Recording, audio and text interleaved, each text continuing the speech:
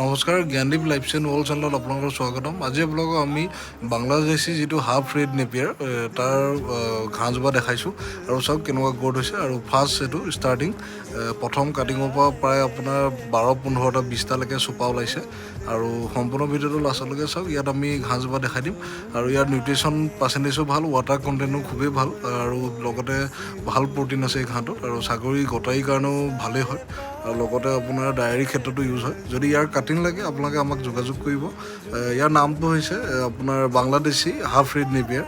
আৰু half red নেপিয়াৰটো আধা লাল হয় আৰু বেছি ওখ নহয়। এই ঘাঁহটো আপোনাৰ প্ৰায় 8 ফুটমানলৈকে উখাই থয়। আৰু যিসকল লাগে ইয়াৰ কাটিং পাব, আমি পঠিয়াই আছোঁ, গোটেই অসমত ডেলিভাৰী কৰি আছোঁ। আৰু সম্পূৰ্ণ ভিডিঅ'টো আপোনালোকে লাষ্টলৈকে চাওক। আৰু ইয়াৰ কাটিং লাগিলে পাব। গটাই ডায়েৰীৰ ক্ষেত্ৰত খুবেই ভাল ঘাঁহ আৰু আপোনালোকে বিশেষকৈ গটাৰীৰ ক্ষেত্ৰত বেছিকৈ ইউজ কৰিব পৰা যায়। আৰু সম্পূৰ্ণ ভিডিঅ'টো